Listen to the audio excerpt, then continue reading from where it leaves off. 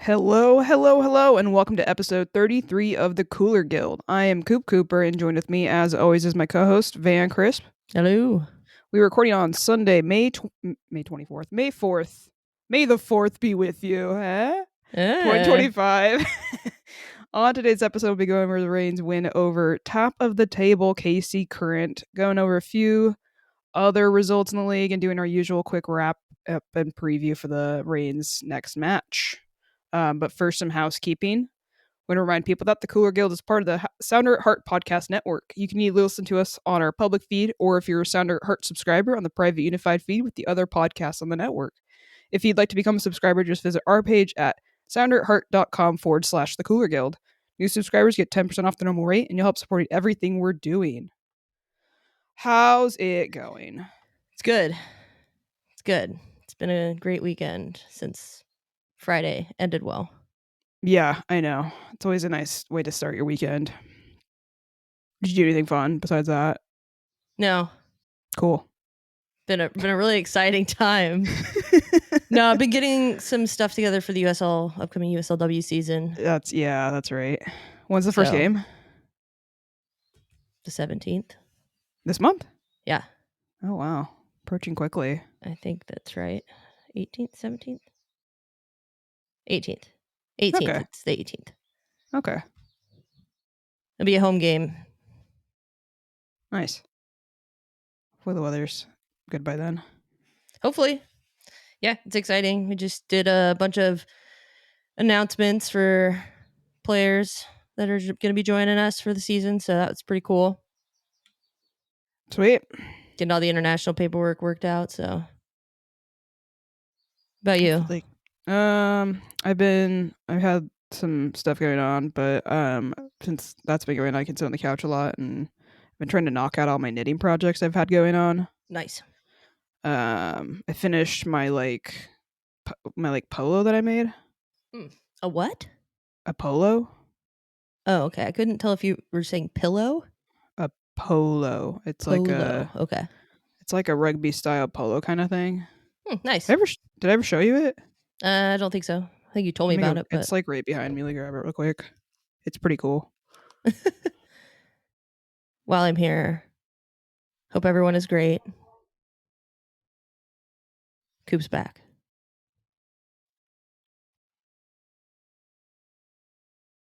Oh, that is neat. Yeah. It kind of looks like a Colorado Rapids jersey. I was kind of going for like old school, Mount Rainier kind of Mount Tahoma, like those kind of throwback colors, those like 80s, early 90s sweatshirt colors. Yeah. I was trying to go for that. I saw the colors and I was like, perfect, because they were like on clearance or whatever. And I was like, this is exactly what I've been looking for. It turned out great. Love it. Very happy with it. Want to talk game? Yeah, let's get into this really great game. You want to hit us with the match recap? Sure.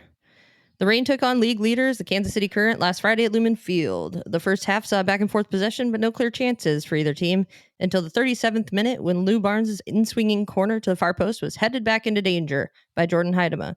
Lynn Biyendolo was able to get her foot on it, but it was initially blocked before her second chance effort finally hit the back of the net. Casey fought back, but was unable to successfully penetrate the solid Seattle defense, and the team ended in a 1-0 win. Or the game ended in a 1-0 win for the Reign. Hell yeah. Excellent. Exciting. Biyengalo. We've been waiting for this. Mm-hmm. And we got a game winner too for her. It was bound to happen. Had to. I loved the Heidema Biyendolo connection too. Yeah. And you had been giving Lou Barnes a hard time about her corners. Well, the rest of them, okay, to be fair, the rest of them this game were terrible. Yeah, it's true. One didn't even make it onto the field. Hey, you only need one sometimes. No, but that's a fair assessment. I think it's cool too, though. Like, I was thinking about it after the game.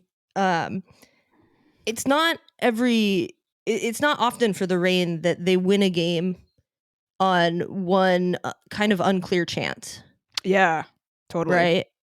It's like we're always kind of looking for that perfect look. And Laura talked about this a little bit in the presser after the game, but being able to be scrappy and pull out a win like this, it's really what you need to do to be a successful team. So this was a great result for the team, I felt like.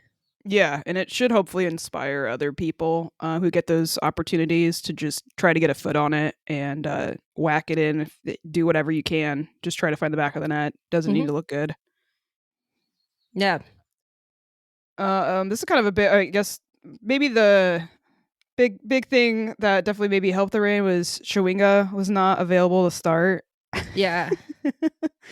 Kind of unfortunate, but from a Reign fan's perspective, I mean, I would like to win, and no doubt if Chewinga is on the field the entire time, that is going to hurt our chances. So, in which there was a game plan adjustment, with her on the field and with her out on the field. But yeah, that's kind of, you do want to see the best players on the field if you're want a good game and everything like that. But you gotta take your wins too. You can only play the team in front of you. Yeah, and that's what they did. So that was, we knew that when the availability report came out that she was questionable. Mm-hmm. So seeing her not start, I was like, okay, this is good news for the Reign. I thought it was so funny when Harvey had said in her presser that she probably spent more time like rewatching Chewinga like after her injury and like how she was leaving the field because she knew how much of a difference maker she is. Obviously, everybody does. Yeah. But yeah. So now the Reign are unbeaten in 3 games. That's right. This was kind of, I mean, we keep continuing to up the numbers on it, but we got 7 different goal scorers in 7 matches now. Pretty cool. Like the team chemistry we got going on. It got kind of scrappy at times. There was some parts of the first half where players looked a little disconnected, but it was mostly like we were talking about, we're texting during the game, mostly on the offensive end. Mm-hmm. Defensively, the team looked pretty locked in. Yeah. So there are improvements to be made, but as a whole, it's a performance as a fan that you could be pretty happy with. Yeah, I think you could definitely tell that Vlatko respected the Reign. That's kind of the way I saw it, with the way it was unfolding, which was nice. That teams are recognizing what we're building here, and that we are definitely capable of pulling off performances like this. Hats off to the players though for executing it, because that's where it really matters, and they should all be so proud of themselves for it.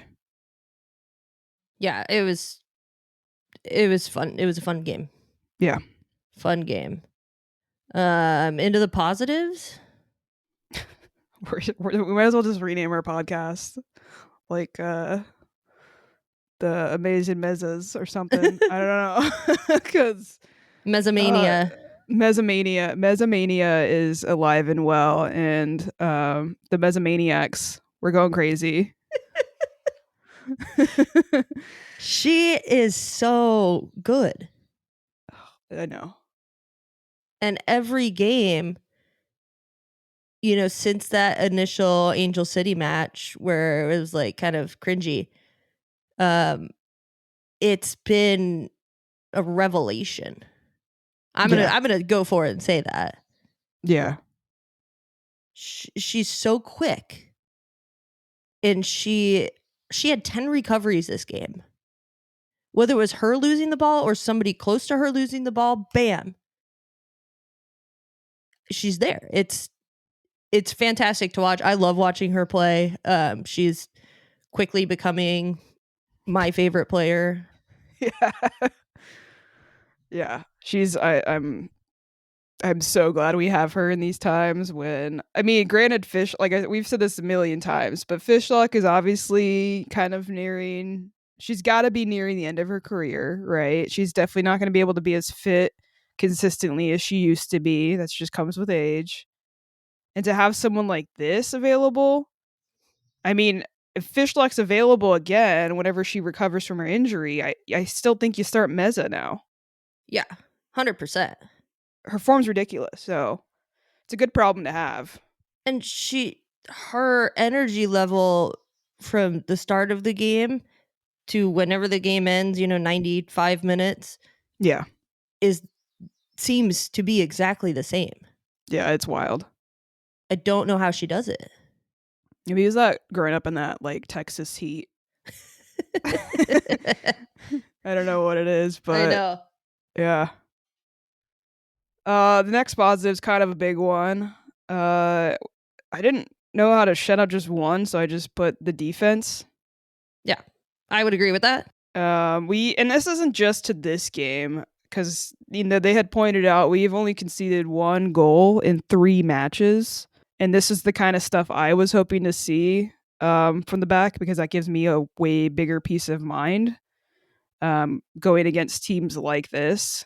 Obviously, still need to find scoring on the other side of it, but I want to see a locked in defense before anything else, and that seems to be working. 100%. And I think we have enough of a sample size now, yeah, to be confident in that part going forward. And there are improvements to be made. Mm-hmm. It's never going to be perfect, but we complained a lot last year about those little just mental mistakes and just kind of turning off for a second. Yeah. And it caused us great pain last season. It resulted in goals, it resulted in losses. But that's not happening this year. From Claudia Dickey, from Claudia Dickey all the way up to Jordan Heidema. Defensively, the team is locked in. Yeah. So going forward, as long as we can keep scoring goals, I think the team's going to be somewhat successful. Yeah. Yeah. I don't like. It's at the point now where I think the expectations and hope for them to be over the playoff line. Like, I think we're gonna do that. I know it's still a little early to be saying that, but this team is fun enough. They respect each other enough as teammates, and they like playing for each other in a way that I don't see tons of team doing that. No, the vibes are just immaculate. Yeah. I'm here for it. Me too. Yeah, they've conceded 1 goal in 3 matches. 6 goals conceded this year, which is 3rd fewest in the league. We did not have this stat last year. And I wanted to point out one thing. So Casey did have a chance in the first half where who was it what got through? Debinha got through. Yeah. Yeah, Debinha got through and kind of shook Jordan Bug out of position and was able to get a shot off that kind of deflected towards the back post. And watching it, you think, oh my God, there was another player running onto it, but Claudia Dickey was there. Mm-hmm. But I wanted to take another look at it because it looked like she kind of just was able to just fall to her side and get the ball. You take a closer look at this, and this is something that I think maybe not everyone would notice, but between that time that shot is taken, deflects, and Claudia Dickey gets her hands on it, she takes 5 steps. Her footwork on that play made it look easy. And I think she said in the presser after the game that, it's the defense, she doesn't have to do much. But when you look at it on a little bit of a deeper level, she's making her saves look easy because she doesn't have to do anything crazy to get to the ball because her footwork is so good. I think we're both a little surprised about seeing this like level up from her. Yeah. I'm surprised, but I am wholeheartedly on board with it. I think she's been fantastic. She came out and got a ball over a player's head at the game. Her in-air presence is unfaltering this year. Yeah. So between her and Sam Meza, I mean, and you could also name like at least 6 other players too with that. It's just. Well, I'm talking about for me personally. Yeah, for this game.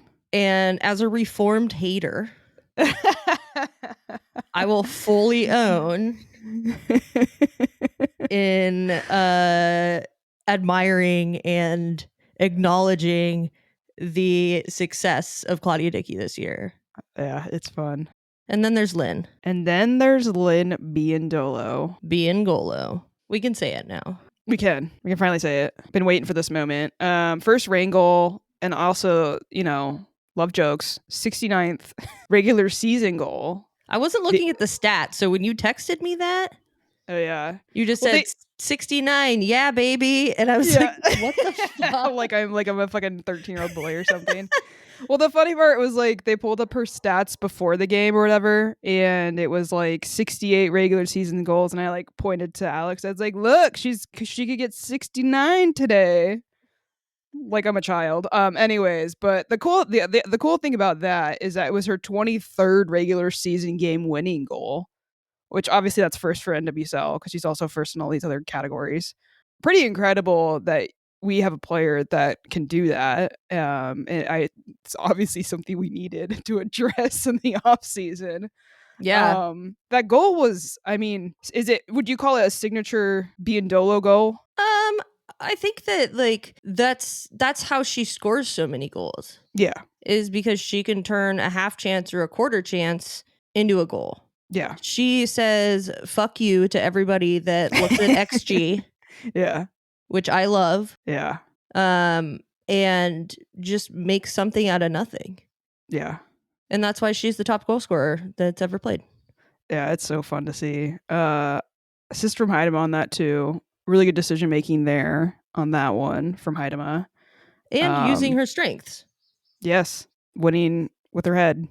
Mm-hmm. Aerial threat is becoming a real big part of her game. And also seeing her she must have bulked up. She doesn't look like way huger or anything, but we had been wanting to see this kind of strength and stuff in her game we've been talking about it for like years.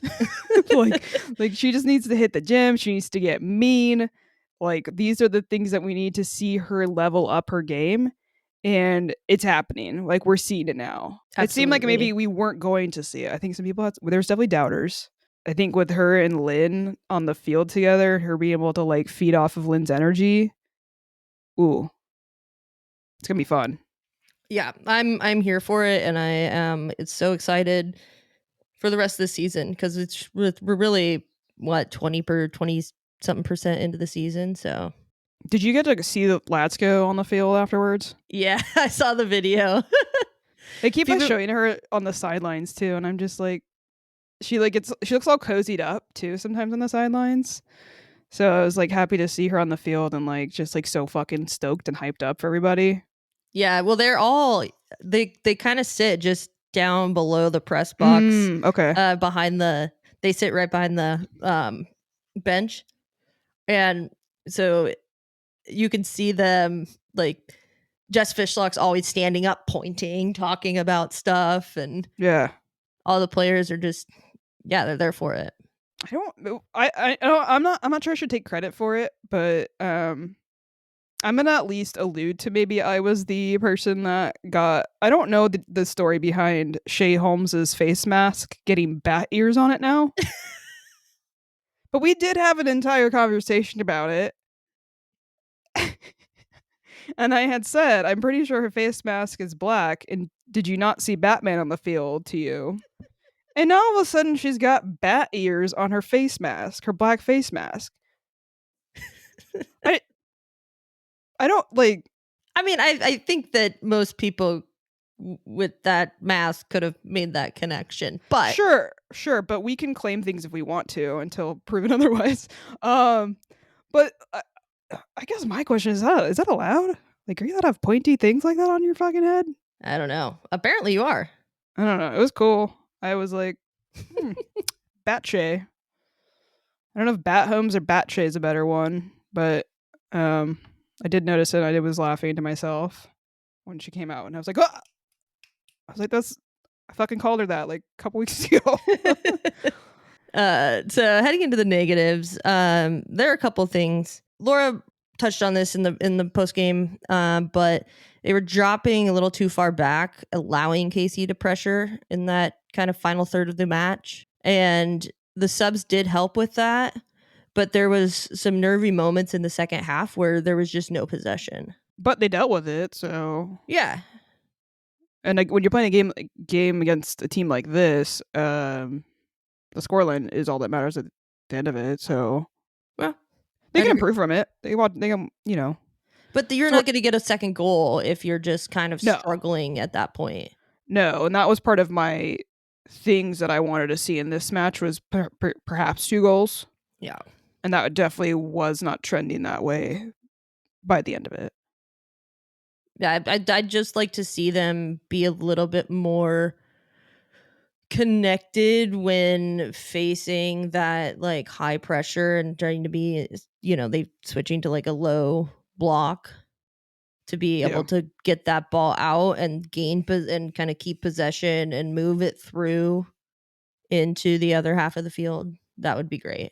The one thing I wanted to kind of really touch on was because this seems like part of Casey's the way they were setting up quarters and stuff is they were trying to get the ball to Haley Mace because she can shoot from distance.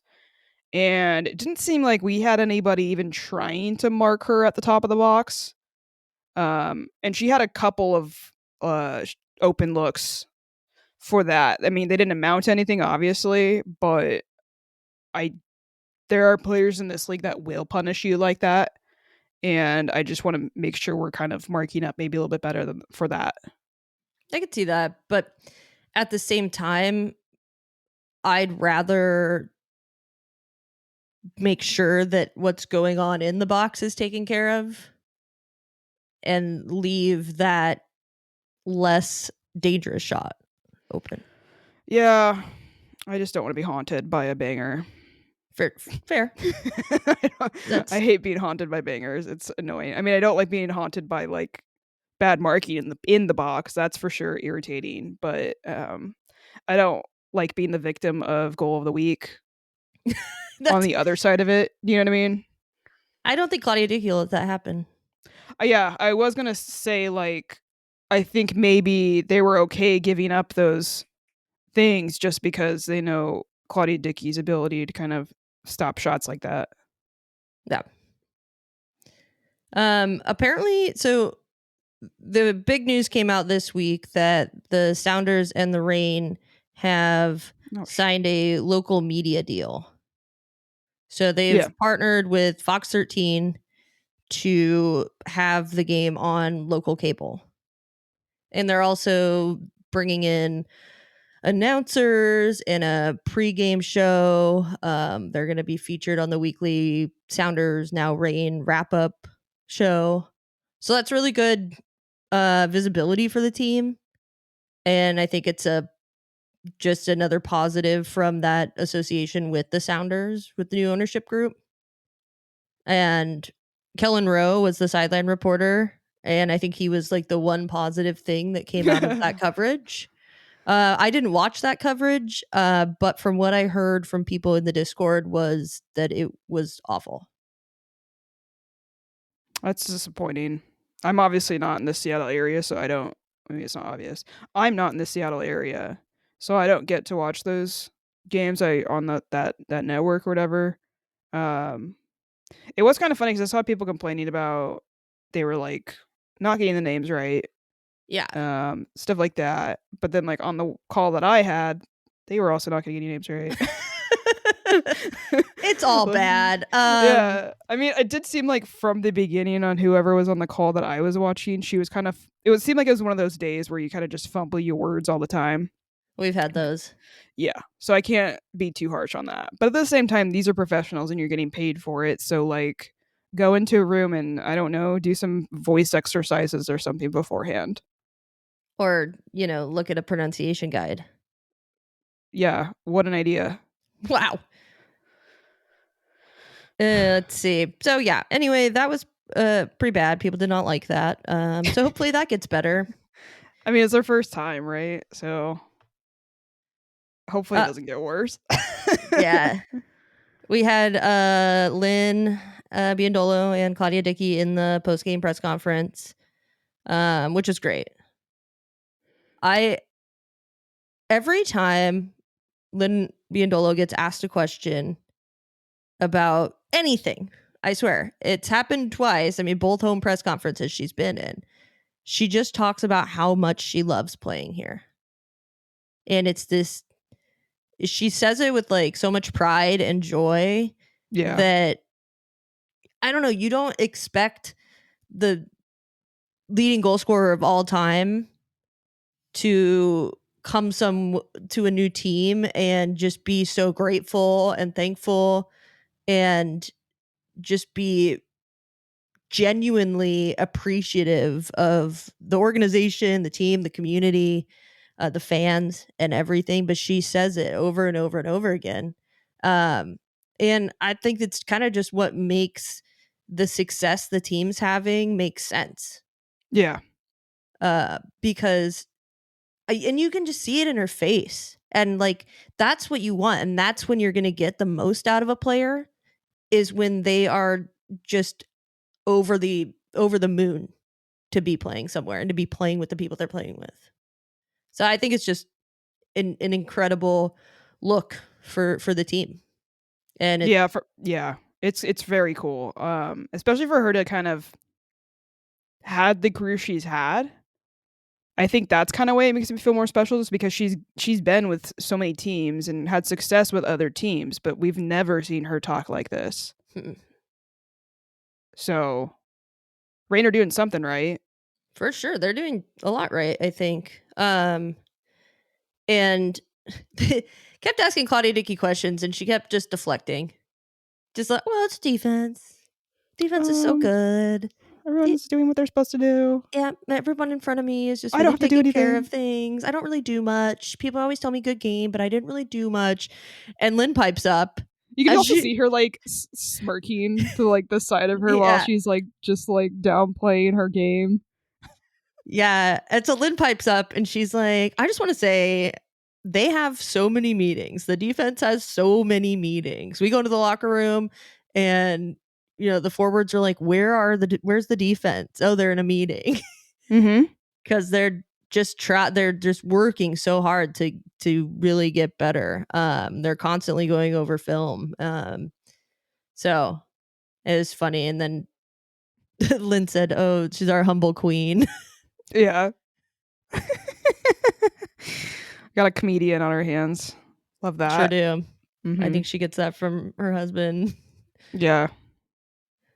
But yeah, Dickey really touched on what Laura was saying a couple weeks ago, was just the team has figured out how to play the game that you need to play to win. And that's exactly what they did. And if that's the game plan, it's working. Yeah, I don't think if you would have looked at the schedule beginning of the season, knowing how this team played last year, I don't think anyone's giving us a chance against Orlando. I don't think anyone's giving us a chance against KC. And I honestly don't know if anyone's giving us a chance against Portland. And we've won 2 out of 3 of those games. We've outperformed maybe in all 3 of those games, minus a few moments. So this is great. I'm genuinely thrilled to be watching this team right now. I'm like in awe because it's fun. It's fun. Like, it's just so weird to be where we were last year to where we are now. And I mean, fun is like the best way to say it, but I'm also just like in awe, and I'm just like so happy that the players seem to be enjoying themselves again. The ones that are still left. But yeah, I don't know. There's something about this team that, you know, we've been talking about. It seems like they're doing something special, and we keep getting results like this. And I think everyone else in the league is gonna start kind of realizing that we're a real threat. Yeah, and even in the Orlando game, you know, didn't come out with points from that game, but I didn't leave that game being disappointed because the team didn't play well. And they just lost. No. Yeah. It was like one of the rare times as a very competitive person that I was frustrated but happy. And I think that was kind of the sentiment that everybody had. Then we moved on to Laura. Laura came in. I didn't realize till about halfway through her press conference that Parkinson was right behind us. Just standing in the back of the room. But yeah, she talked about how the team really stuck to the game plan and then they believed in it and executed it. She said they did have a game plan that was Chewinga starting, and they just tweaked that and went on with her not starting and then moved to the original game plan once she did come on. So that's a prepared coach. And one of my favorite things she talked about was how she's proud of the group because they did all the horrible stuff better than they did against other teams, Portland being one of them. Which is true. I mean, and that's just kind of speaking to like there's no real crazy chances for the other team. No, you're not having that jaw-dropping 86th minute post one that hits the post, you know? Well, there was that one that like went across the face of goal against Portland and my stomach just like fucking dropped. And I was just like, oh, like it was like slow motion, like, oh, fuck. Yeah. There was none of those in this match, which you would think it would be, you would see that against KC over Portland. There was one kind of towards the end, but it didn't turn out to be like that much of a chance, but it was a shot and I just kind of like, my stomach went into my throat. Yeah. But that was just me overreacting. Yeah. She also, Grant asked a question about Jordan Heidema.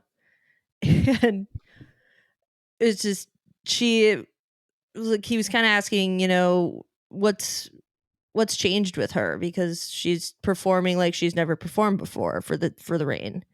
And she said, honestly, I think I have to credit you guys, meaning the media, a little bit for it. You give her a little bit of a stick and I think she's responding. Yeah.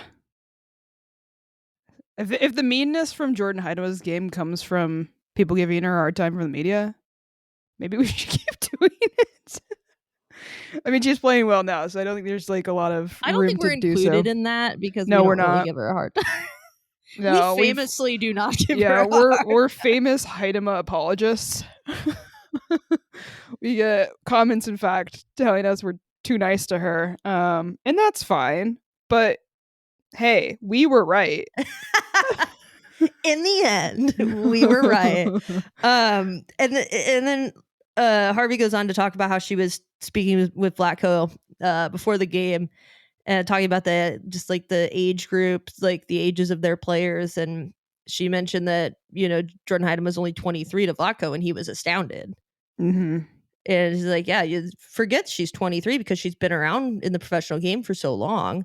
But she's saying, you know, she's still super young. And when she Laura said when she came in this season, like came through the doors the first day of this season, she said, I want to score goals. I want to assist. I want you to help me be better at those things. And they said, let's go. We can do that. Yeah. Was it Harvey? They were talking about, I don't know if it was Harvey or if it was Lynn.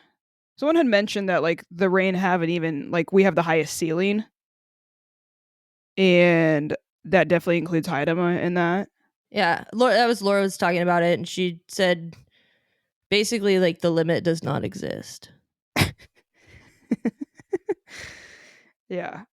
Yeah, we're just kind of at the beginning of all of this, and Lynn had mentioned like this is still a new group of players, so you know, week after week they're going to be learning something new, something maybe even big from each game, and they're having fun with it and they're excited about it and they're enjoying this process, and I think we can all tell. Yeah, it definitely translates, and it infuriated me that there were only 5,912 people in attendance for this game. Yeah, it sucks. I just don't understand. I don't either. It's so fun. Mm-hmm. And now they've got the Rain City Social thing happening, you know, underneath the Hawk's Nest. every home game, where they had Latsko over there signing autographs, talking. Apparently Ryan Brown was like out in the concourse, like signing autographs. This is fun. What the fuck is wrong with people? I don't know. We've been pissed off about this for years. I don't think Friday night matches help, but we've done better numbers on a Friday night, so I don't understand why they didn't do better for that, especially when you're playing the top. Maybe people were scared we're going to get embarrassed against the top team in the league. That's not who the Reign are this season. No. People need to get in their fucking heads that we are not bad. No, we're not bad. We're not only that, but we're fun. I know that like we're all a little scarred from last season. Yeah. But this is a different team. It is a different team. This is a different team. This is a different energy. This is just something different, and it's exciting. Come out and watch the fucking game if you can. Yeah, please. I have an excuse right now. I also live several hours away, but I'm not talking about you. I know. I'm just the Seattle metro area. Yes. I always just feel like a hypocrite when I'm like, go to fucking games, and I'm like, I don't go to fucking games every time. I'll go once I'm more healed up. Yeah, please go. Let's get your friends to go. Tell your friends about it, because I'm sure anyone who's listening to this is probably going. So, get the word out. Tell them about this podcast. So we can get them kind of like, up to date on what's going on with the team and why they're so fun to watch. Because that's how you get fans to games. Is we show them who these players are and why they're so fun. I welcome new people. You will not be judged. I wonder if they'll do that thing that the Sounders did. What was that? If you have never been to a Reign match, they'll give you your first match for free. They should. Yeah. They 100% should. Yeah. And I don't give a shit if it's your second game and you lie. Just come to the fucking game. I think they look it up by your email address or something like that. So, well, we've all figured out ways around that. Anyway, go to the game. Support these players. Yeah. The players are putting out a good freaking product here. Mm-hmm. It is exciting. It's fun. It's enthralling. There's a narrative. Get in it. Get on it. Thank you. I'll get off my. Thank you. Anyway, speaking of what a wonderful community we have, great segue here. We did put out on the Discord call out for community questions.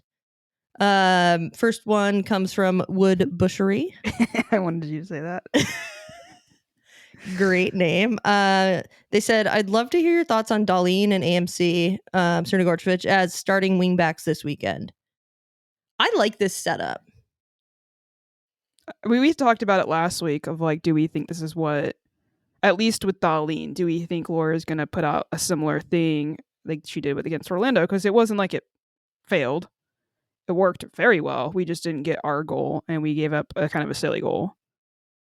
And I also really enjoyed watching AMC on the defense in this and kind of covering that side.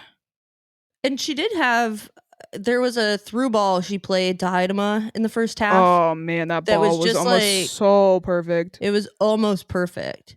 So I think that there's promise there. I was frustrated with her lack of connection with Lynn on that right hand side for a lot of the first half.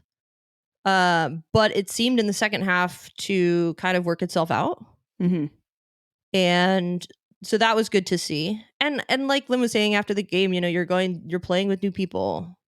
It's not far into the season. There's going to be growing pains, but these are fine. And AMC was great defensively. Darlene was great defensively. But I think we have to be cognizant of the fact that Maddie Darlene is an offensive spark for the team and to not get stuck with her so far back. I guess that we can kind of tie this into the next question with something else I wanted to follow up about. Mongolian BBQ asks, will there be any roster maneuvering to accommodate the return of Sofia Huerta? Based on comments she made on the women's game pod, I don't think we'll see her in a game until August. She's getting married next month, and then the Reign are basically off in July. I wanted to tie in, I don't know what the timeline is on Ryan Brown still, but I think we could also include maybe Ryan Brown in this conversation. Yeah. What do you think? Well, there's going to be an adjustment period for both players when they come in. Yeah. So I don't know with Huerta, what her fitness is going to be like. I don't know where Laura is going to be looking to play her. Mm-hmm. I don't know, because it's really tough with what you have right now. But I do think that if she's still on her game and if she comes back, in form, like kind of how she was getting to be back in form when she went out on loan, I could see her, replacing AMC in that spot. I don't think you take Darlene out. No. I think that would be maybe like to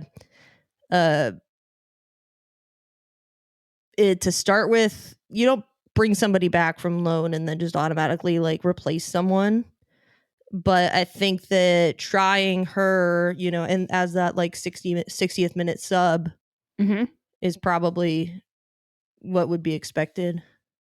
Yeah, and when she's at her best, she's a game changer as well with the kind of service that she can bring in to players, and that's something that we definitely want to get worked back in. So it's gonna be tricky to manage. But she's a game changer. Yeah, impact player, and you want somebody like that on your team. And with Biyendolo. I know. And Haidema, the way she's been getting up top too. And we had a lot of crosses in this past match.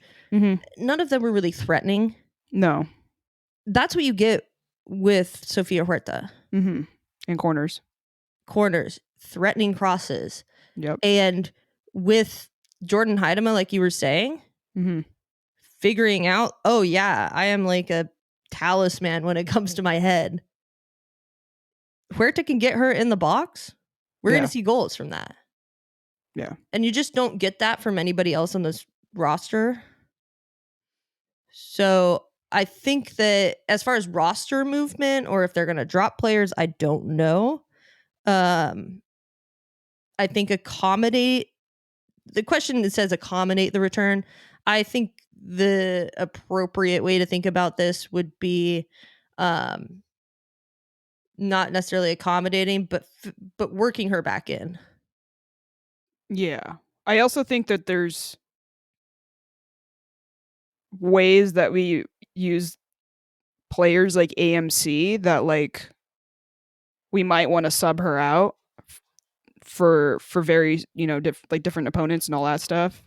So I think there's maybe matches where it's better suited for a game from Huerta or better suited for a game from AMC. That I don't think it's going to be as big of an issue as maybe we think it will be. No. And Laura has been exceptionally flexible this season in a way with lineups in a way that we didn't really see last year. Just with changing formation, players in different spots. Like when they came out with that 5-back in the Orlando game, we were like, what the hell is this? Magic. Yeah.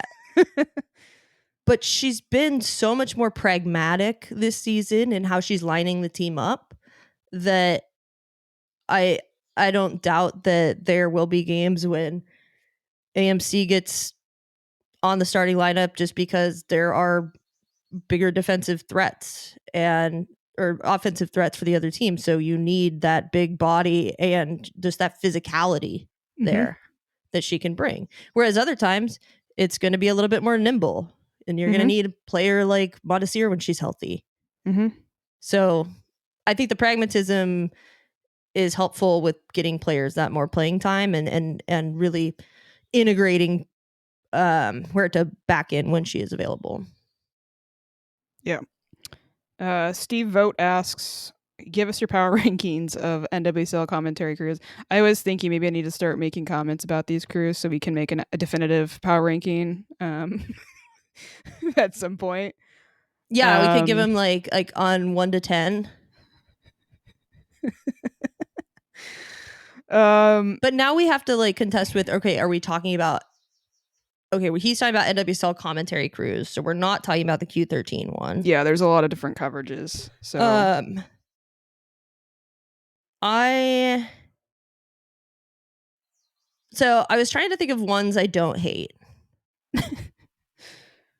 Because as listeners of the show, you should be well aware of my disdain for Mike Watts. I've made it very clear.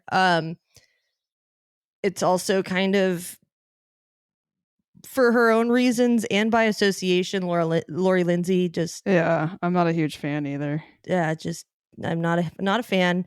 But on the upside, I will say I think my favorite is JP Dellacamera. And this might be a nostalgia take. Mm-hmm. I mean, anybody that's watched women's soccer at any point since the 90s knows who he is.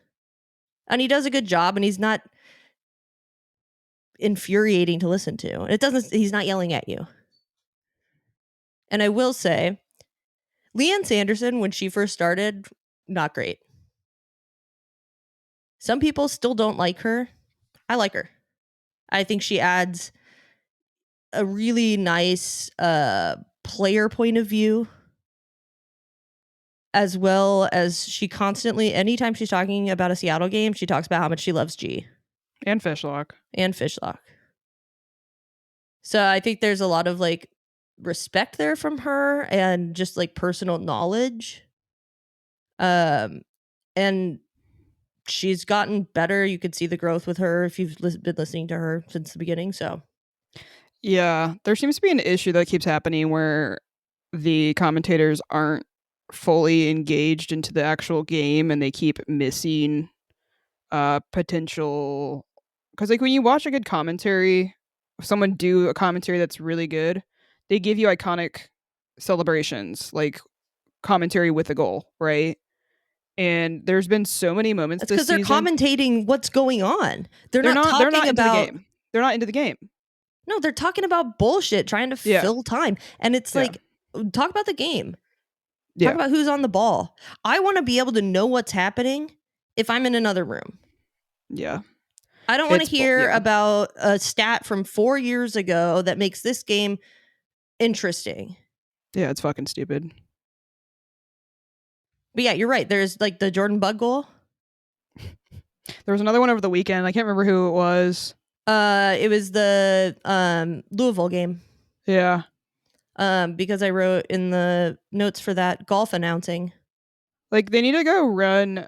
They need to go. I don't know. Like I think they honestly maybe need to get new crews in many cases, but someone needs to like make like a fucking hit clip or something of like iconic goal calls or something to like inspire these people, because I just genuinely do not get the sense that they even care at times about like what their job is and like what they're responsible for. Because when you have those goal calls, those incredible goal calls, you put those on highlights, you can send those on like social media. That's what gets people who maybe don't always, see clips for stuff for like women's soccer or whatever. If they see like a great, like they feel the excitement from the commentator, that's going to get other people excited. If you're kind of just fucking walking through it though, why the fuck are people going to care?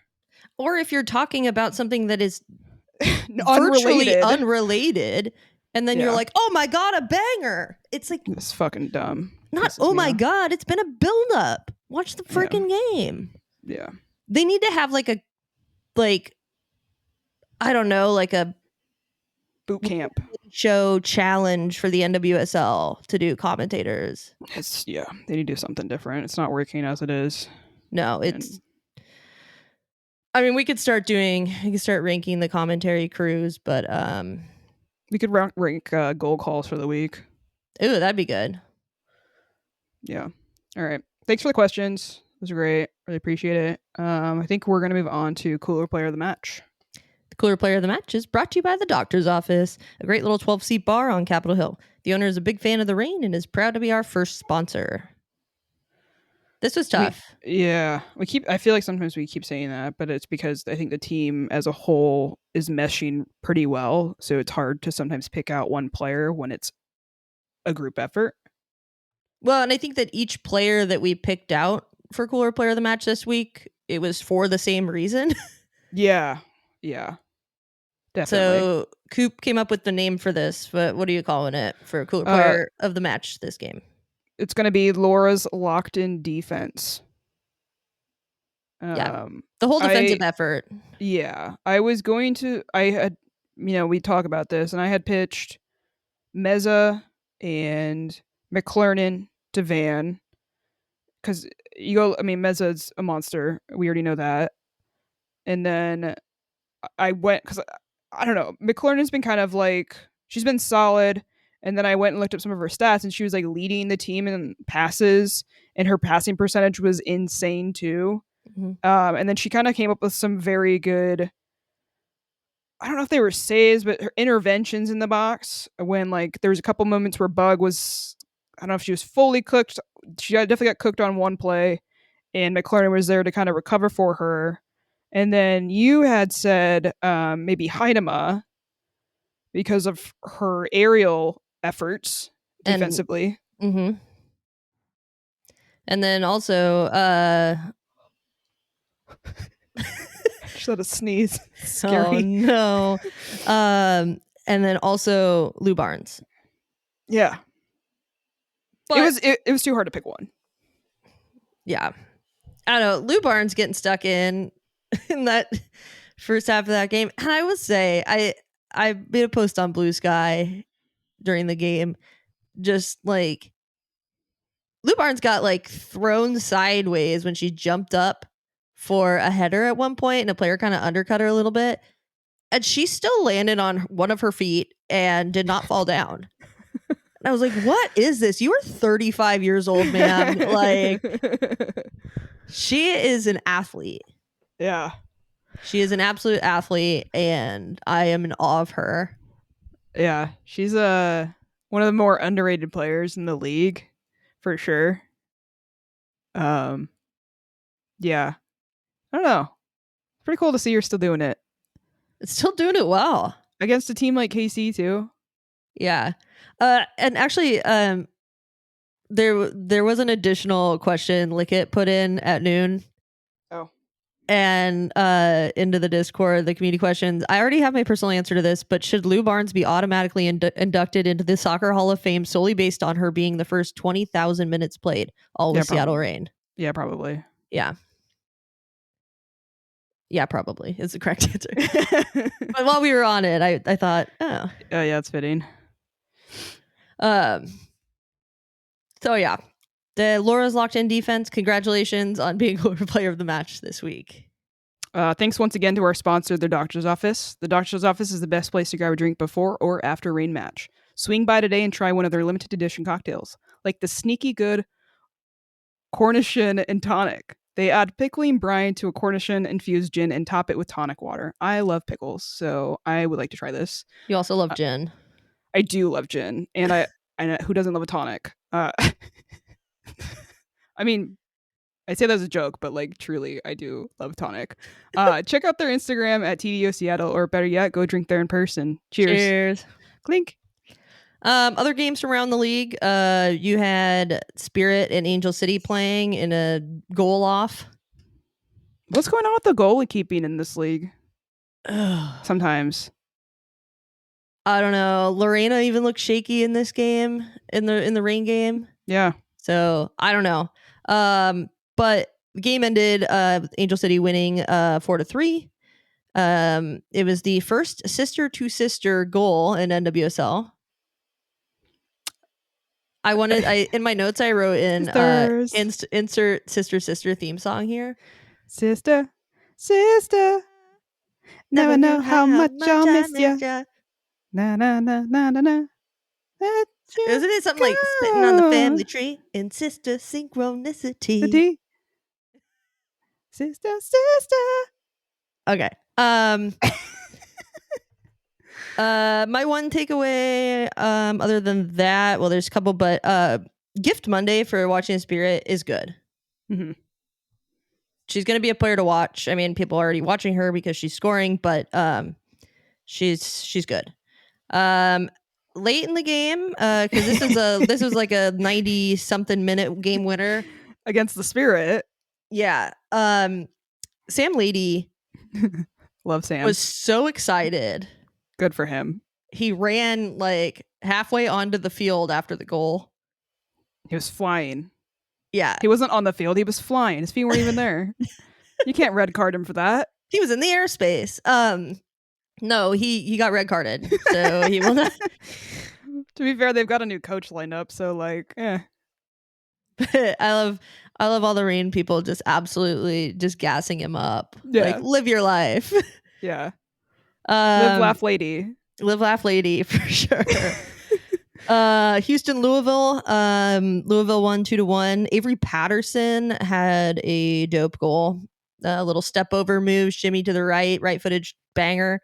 This is the game where there was terrible announcing because there was another banger on the other side of the field, and there was just like some weird soft discourse happening on the commentators, and then they were like, "Oh no, a goal."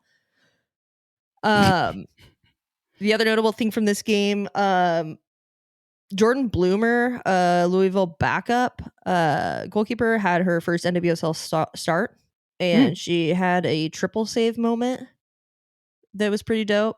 Just like reaction save stuff. So that was cool. Next up, we had Boring FC beat Orlando 1-0. Portland beat Orlando, which Orlando was cooked after we played them. Yeah, they've been struggling. We laid the groundwork on how to deal with Orlando. We figured it out, but couldn't execute. Yeah. And since there's been 2 more games since for the slow team to learn, I figured it out. Orlando just didn't look good. I think Portland's more desperate, obviously. Yeah, but at the same time, Orlando and the like dominance that they were showing last season, it's just like that's not. I don't see it. Which is, they're not utilizing Barbara Banda and Marta properly. There's something missing there that they're just not. Ali Watt looked off too, and I just don't know what's happening there. It's not good for them. No.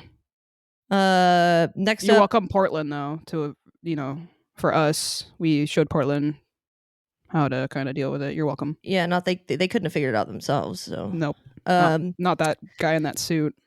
Oh God, it was so bad this week. Yep. It looked like diarrhea. Anyway, next up, we had Utah, North Carolina. North Carolina beat Utah 2-0. Ashley Sanchez hit an outside the box. The ball was bouncing towards her, and she kind of adjusted and just ran like full force onto it. Yeah, and just with a big snap, right-footed laces shot, just absolutely screamed it in. So that was nice. And right before we started recording today, Gotham Chicago just ended. That was scoreless. So Utah remains the worst team, is all I'm saying. Yeah, Chicago was able to take care of Gotham. And Alyssa Nair made a big save at the end of the match. So big ups for her. 1 point for Chicago. Yeah. Against Gotham too. I know.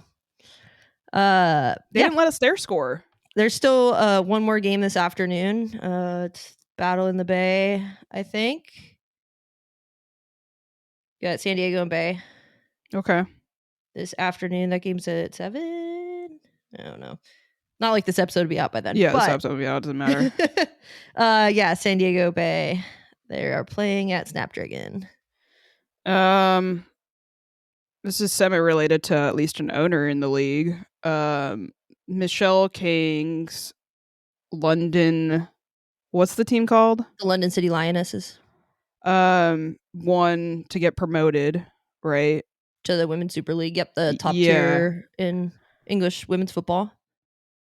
There is obvious reasons why I think an owner shouldn't be lifting a trophy on the field, especially with players. With the players, like whatever. Do you want to get a photo up afterwards after the players celebrate their wins or whatever? But Michelle Kang, so the team wins the league. They got their trophy ceremony that's happening on the field or whatever, and it really does look like Michelle Kang is trying to maybe grab the trophy, like so that she can be the one to fucking lift it, right?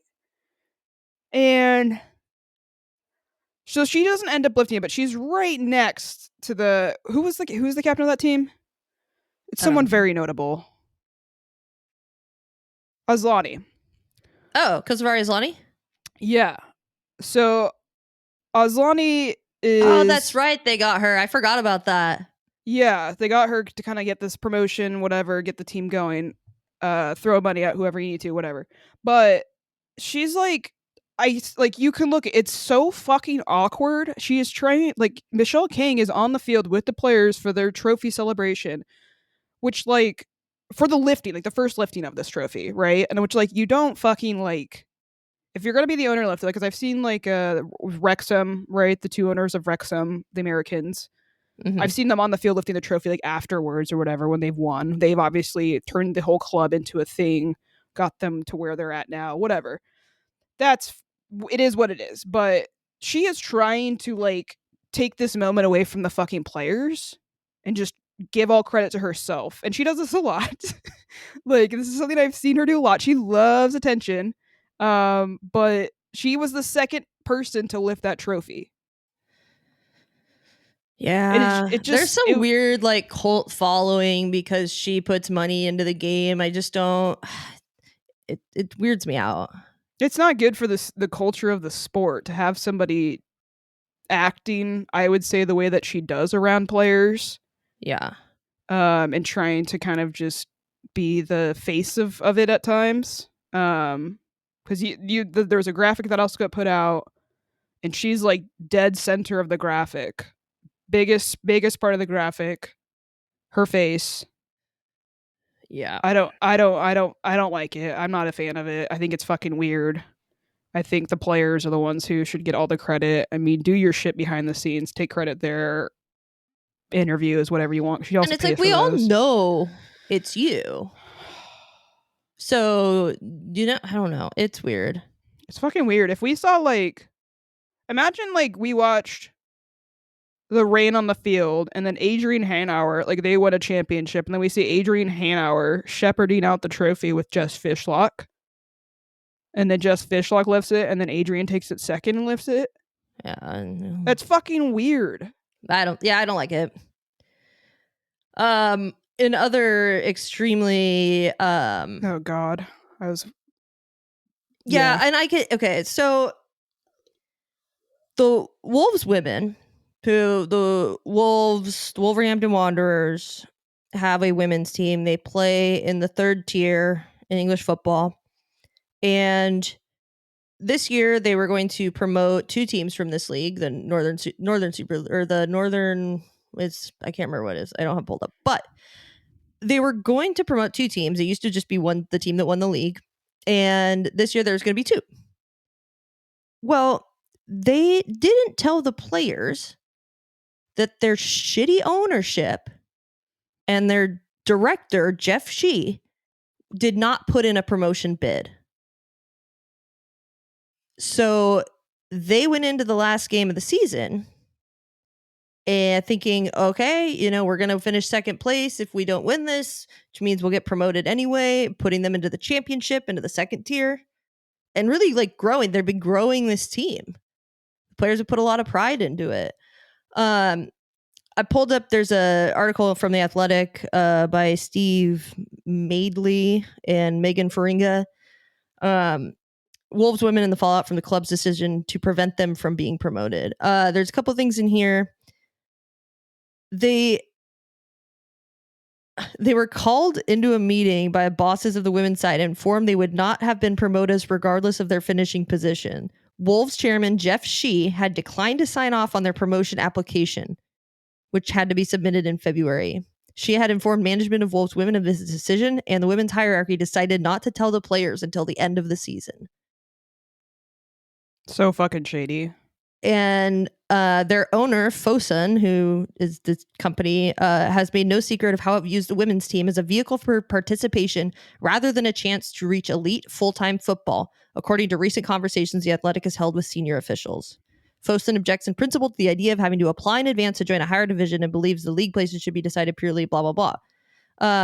Athletic's been told by sources who wish me anonymous that Fosun would have considered appealing against the process if they had won the league, which is just stupid. The Fosun stance never changed. Chinese company is comfortable with the idea that women and girls from Wolverhampton can play competitively for Wolves women, but that any players who show the ability to play at a full-time level can do so for another club. What the fuck?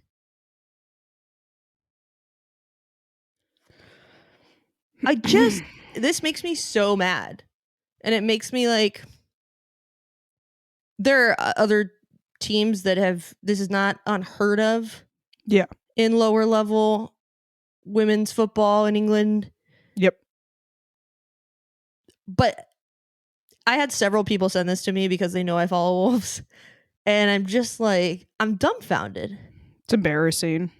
It's embarrassing. It's misogynistic. It's disrespectful.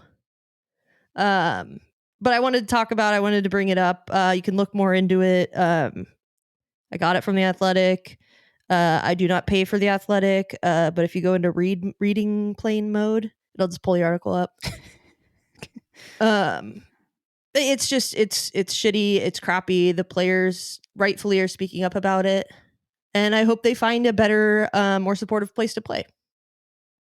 Because they don't deserve that. Yep.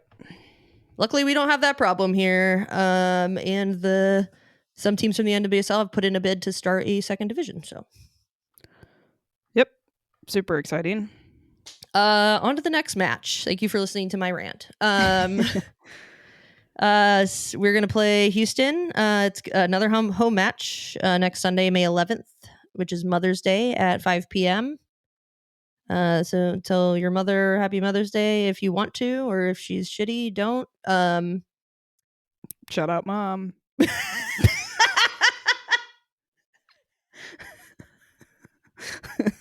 I know I'm not the only one. I like my mom. She's not terrible. So, anyway, sup, Tony. Again, this game is going to be available on multiple platforms, locally on Fox 13 Plus. On NWSL Plus and Paramount Plus, if you, for some reason, are not fucking going to this game. Yeah. Take your mom. Take your fucking mom. Take your mom. She would love to be treated to a women's soccer match. Yeah. She would love to see what she was never allowed to achieve as a child. Exactly. Yeah. So now Houston's coming off of a loss to Louisville. So Utah. Right? Louisville. Where did I get this? I don't know where I don't know. Utah played North Carolina. Houston only has one win. Oh, that's what I had. They had their own one win was against Utah. Yeah. So that's not saying much. Really isn't. And they're coming off of a loss. So this is a good chance for the Reign to extend their unbeaten streak and maybe start racking up some goal differential stats and get more than one goal. Yeah. I feel like this is one of those games where, like, oh God, I'm pitting out over here. Jesus. Anyways, yeah, I think this is one of those games where things I want to see. I said last time to get 2 goals, but I think I was fine with the 1 goal thing as long as we didn't give up any. Obviously, it's a stupid thing to say, but anyways. But yeah, this is a game where I really want to see multiple goals. Yeah, we are currently sitting in 6th place. behind Washington Spirit. So we're at 11 points, tied with Angel City, but we have a better goal differential. And Houston is sitting at 12th. So this is definitely a game, stats wise, that we should win, and we should win by a larger margin than maybe other teams that we've played recently. Okay. Yeah, I think we need to this is where we can cushion stuff. Yeah. Let's start cushioning. We got to take, when we have teams like this, this is when we should start cushioning. And I think it's good too that we've played a couple of those like top teams. We've, the Orlando game, and then this this game against Kansas City. Because I don't want to go into this game and just like play into the chaos and play down to the level. Mm-hmm. I don't know if it's one of those games where you go in and you're just like really not respecting the opponent, because I think that they do have some threatening players and they're not terrible. But this is a time where we need to see that we are the better team in a decisive manner. Agreed. I'm excited for it. I'm glad we're not playing like, I didn't want to have to play like KC, Gotham, like Spirit. Like I'm like, this is shaking out in a way that I feel like, yeah, we can regroup from the KC win, and then hopefully. And you go from a Friday night match to a Sunday the next week. So you get an extra day and a half. 2 days. Yeah. So yeah, I'm expecting, and then Houston has to travel too. So. Yep. And that's not a quick flight. You got any shout outs this week? Shout outs. No. I don't think so. Excellent. Oh wait, I do have a shout out. I forgot about this. I don't know what the deal is with Tobin Heath and Kristen Press. Just, they're kind of unhinged these days. Oh yeah, it's like they used to be boring. Yeah, no, they're not as boring. I'm here for the unhinged, like little more loose show stuff that they've been doing. But they went on a rant about body hair. Yeah. And like growing your pits out and stuff, and how that's like cool. And I was like, hell yeah, Tobin Heath, hell yeah. They also, adding into your shout out here, they also have a recent episode with Brianna Scurry. Ooh, okay. That's really, really good. I saw a clip of it, so I actually went and listened to the whole episode, which is unheard of for me to listen to this whole podcast. Yeah. But Brianna Scurry talks about how, she like was confused why she didn't get, kind of the following that the bigger players did when she was such a huge part of that 99ers team. And then she's like, okay, is it because I'm black? It's because I look different. And she realized, no, it's because she's fucking gay. She's an out gay player. Yeah. Nobody talked about it, I guess, the media wise, but like they knew, like everybody knew, because she was out. That's kind of why brands and things didn't really jump for that opportunity, which sucks. But I love that she's talking about it, and they gave her the platform to do that. So cheers to them. Yeah. You got anything else? Okay. Thanks once again to our sponsor, the Doctor's Office. You can go follow us on Blue Sky or Instagram, Cooler Guild Pod. You can send us an email. We love an email. We did get an email this week. We will get back to it. I promise, Ron. The email is... Oh, it was Ron, right? Yeah. The email is thecoolerguild@gmail.com. You can visit us at our main website, sounderatheart.com/The Cooler Guild. We're also on YouTube. I'm not having every episode up there, but I'm trying to get most episodes up there. YouTube.com/@The-Cooler-Guild. You can go rate. If you want to go rate, please go rate wherever you're listening, 5 stars. Till next time. I'm excited. Great. Me too. We love a dub pod. Let's do it again. All right. Stay cool, y'all. Stay cool, y'all.